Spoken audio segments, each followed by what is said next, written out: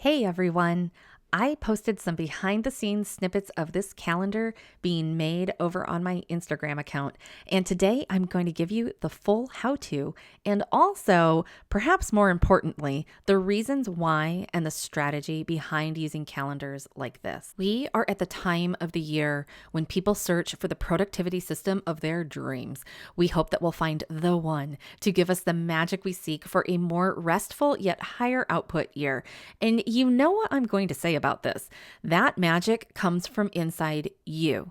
You don't need pretty calendars in order to do it. However, having something aesthetically pleasing can really make a world of difference. So let me show you how I do this because this year, these calendars got a major overhaul. Before we get started, this is your friendly reminder to take some super simple actions. When you like, share, and subscribe to my videos here on YouTube, it really helps me grow my channel. But more importantly, you're actually helping me learn more about what you want. So don't forget to do that before we finish today's video. Thanks for being sensible, being woo, but most of all, being you.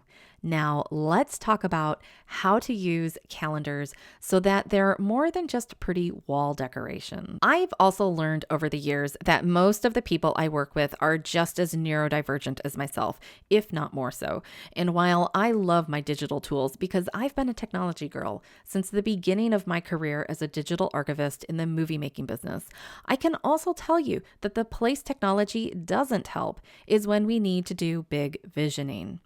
There is something to be said for working with physical artifacts, whether it's post-it notes on paper calendars, or as you're seeing me create in this week's video, dry erase calendars that require writing with a pen to glass front frame.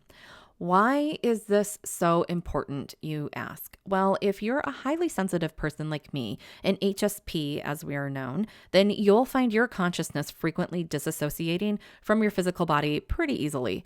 When something feels stressful or you get overwhelmed, it's really easy to do what we call leaving your body and just stay up in your head area, for example. At least that's where I tend to go. Yours might be different. But the problem is that if you're not fully embodied and you're not checking in with your total physical experience, you can make some pretty loosey-goosey decisions as a CEO. And before you know it, you're launching when you don't feel like launching, and you're offering things that feel out of alignment by the third quarter. And then it's a downward spiral and you feel like you're a failure. And now we have major head trash to solve for because we've inadvertently created a major mindset problem, all because we're over planning without being fully embodied. As a systems coach who is also super woo-woo and works with clients like myself, I have found that all the pretty planners in the world cannot help a mind and body and spirit that needs to find its comfy zone, which means we need to tailor this puppy like big time. So while you watch me make these calendars, I'm going to walk you through how I approach calendars and planning for business owners, which works. And then I'm going to quickly summarize the crafting project side of these calendars before we wrap up today's video. Let's start with the best way I know how to help you sort your brain. It involves categorizing your thoughts into colors. I've been a big fan of color-coded systems for a long time, and this is not some secret thing, and the concept of color coding is really quite simple. So if you see someone out there trying to sell you their proprietary color-coded thingamajig, I would be very cautious because they don't have magic to offer you that you don't already have access to inside yourself. Save your money and try working through the inevitable discomfort, which we'll dissect together here for a bit. Because the truth about productivity is that you will be uncomfortable for quite a while. And even after you figure something out that works great for you, you're going to find that change arrives at your doorstep and you'll be uncomfortable again. So the first rule of Productivity Fight Club is to stop talking about discomfort like it's something you can solve forever and ever, because you cannot. Productivity is less about making discomfort go away and more about finding systems that hold space for you to figure out what needs to come next for you. Can you still meet your deadlines and reach your milestones? Big news flash. You can meet deadlines and milestones and do it like a hot mess. It does in fact work. And it is in fact the reality for 99.9% of businesses. But where I see solopreneurs especially seek out productivity systems is when they're looking for some idealized version of what they think productivity should look like rather than what it should feel like. So what I like to do is build a bridge between the looks, in this case, pretty colors, and have that desire for aesthetically pleasing things meet you halfway at where you feel things about your business. For years, I would get the big desk blotter calendars at Target, rip them off at the base, and pin them to the wall. I've been fortunate that my home office space holds 12 months of calendars on the wall, but if you can't fit that, you can put up at least one quarter, which is 3 months, and then rotate out the months as they roll over. I then used Post-it notes to help me map out what was happening in my business that year, starting with the times when I knew I was not available in my business. That's the biggest rock for anyone, and seeing it plain as day in front of your eyes that you are not in the office can be a major wake-up call for what you can actually expect to have happen in your business each year. So if you're on vacation a lot or you like to take lots of spa days, you can make pretty big headway in your business, but there will be a ceiling to what you can do if you're gone more often than you are present to focus. So what you do is you assign one color to one category. If you're building a calendar for your business, let's say you designate purple for all your social media activities. And let's say you designate green for all of your money-related activities, whether it's your quarterly taxes that are due or you're launching and you want to keep track of when your cart is open and when your cart closes. Your first action is to choose what color goes with what category you need to keep track of. I would recommend tracking when you're out of the office, money-related activities, major pieces of content, important launches, and major lead generation opportunities. These things will help you determine if your daily and weekly activities are supporting these big pillars. And do keep in mind that when you're doing these big visioning calendars, we're not making a giant to-do list. We are tracking the big milestones that are happening each year on the calendar. For example, if you see that you have a big speaking opportunity where people are likely to join your email list, you can clearly see on a daily level what needs to be done to get yourself ready to receive that influx of new leads. This can be extremely helpful as you learn what you tend to get distracted by on a daily basis that's not necessarily helping you actually build your business. You can color code your digital calendar if it helps you to while you're on the go, so you remember what's on your paper calendars. For years, I have used big paper calendars on the wall behind my desk for two purposes. One was to help me do the big picture planning, and the other was to have them serve as a unique backdrop for when I'm on Zoom calls. I've been working remotely via Zoom since 2016, and I have learned over the years that having a real-life background is not only more foolproof than virtual backgrounds that are prone to fail, but they also offer your audience and customers some feel for you as a brand. As a systems coach, displaying my own calendars in my own planning system has been a great way for my audience and clients to clearly see that I walk my talk. I don't just create something that looks pretty and then sell it to people for the sake of selling something pretty. These are things that actually help us master ourselves as a personal CEO system, and learning how and where to park your big visionary thinking as a CEO is an actual skill that you have to develop. But remember that bit about discomfort? Well, in 2023, I started to feel a lot of discomfort about my old paper calendars and my old color-coded categories. My business has shifted and my life has changed, and what I wasn't able to do last year was plan my content production as easily as I wanted. Not that I couldn't do it on Post-it notes like always, but something just felt off. So I let myself sit in that discomfort for the last 6 months of 2023. Yes, you are hearing that correctly. I willingly let myself sit in discomfort. Why, you ask? Well, by bathing in those feelings, it allowed me to get super honest about what I wanted moving forward with my own productivity systems.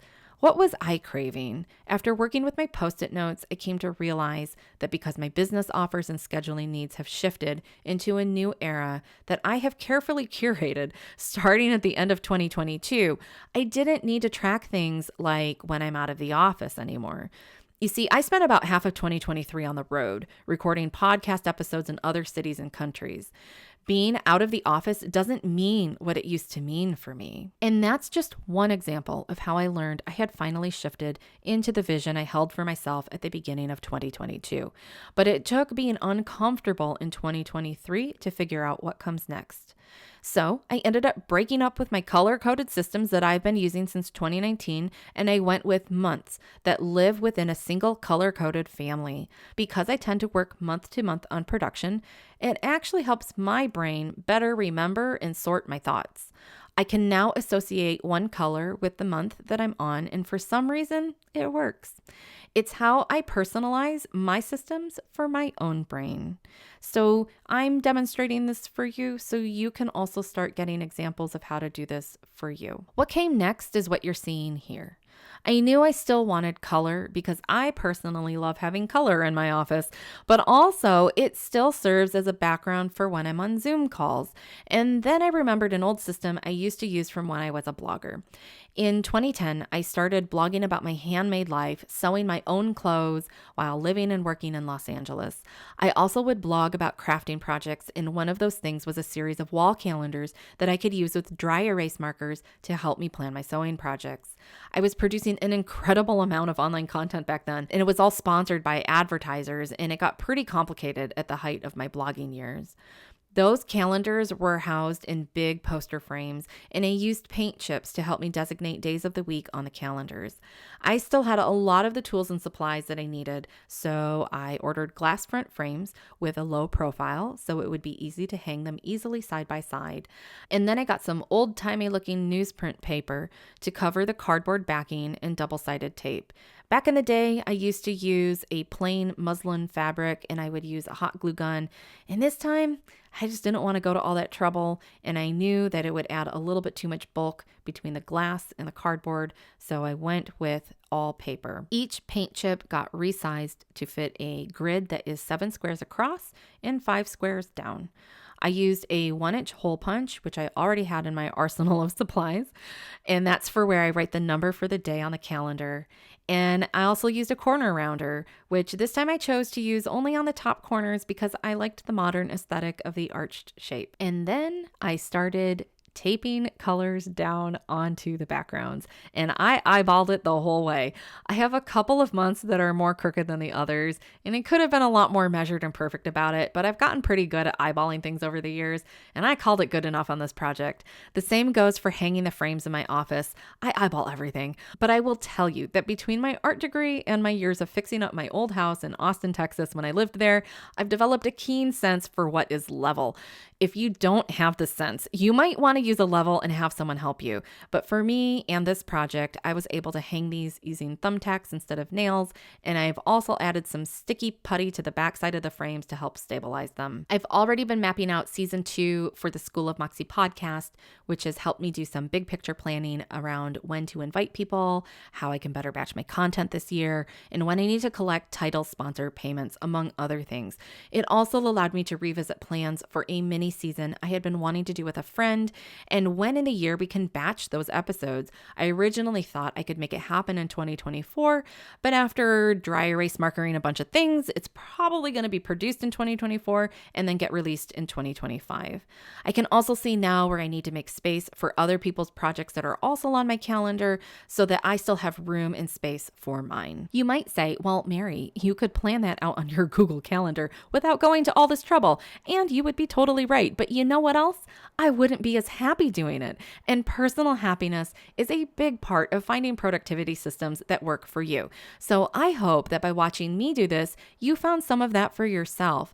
This is how you find your inner magic, by honoring what you need in order to create the spaciousness for your magic to shine.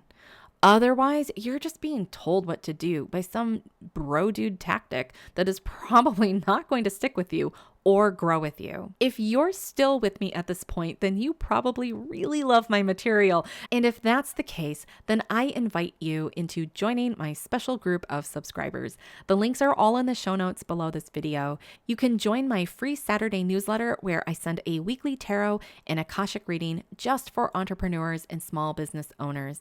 And then there's another group on Sundays that receives extended readings for the week. And in 2024, the subscription rate is $19 $10 per month. To me, it's super important that I create a space where you can feel and hear your intuitive inner voice to go along with your data-based decisions in business, and the readings I provide help you do just that. They're really more like intuitive coaching lessons, and again, you can get that information for those newsletters through the link in this video's show notes. Thank you so much for hanging out with me today. Don't forget to like, share, and subscribe, and I'll see you next time. Stay sensible, stay woo, and always be you. And they're up. So they turned out exactly how I thought they would in my mind. I mean, a few small differences here and there, but nothing significant. I think it just goes to show that when you've done a project before in the past, you can reimagine it for the future. It makes it so much easier. I personally really love doing big picture thinking on really big calendars like this. So if you find that you also crave that sort of whiteboard experience of writing with dry erase markers, having a way to sketch out your thoughts throughout the year can really help. You can see that I've got it split by the first quarter here, and then the second quarter, third quarter, fourth quarter, and they go down vertically. So this is January, February, March, and that's April, May, June, and so forth. So I'm gonna keep playing with these and planning out all of the content that I am now producing for myself and for clients in 2024. And now I don't have to wait until the end of the year to get new paper calendars from Target or Office Depot or wherever I am able to get them or have been able to get them in the past. Now I can actually dry erase the first half of the year while I'm in the second half of the year, because my brain is always thinking 12 months ahead. So I hope this how-to video was super useful for you. Welcome to my new freshly done home office for 2024, and I will see you back on here next week.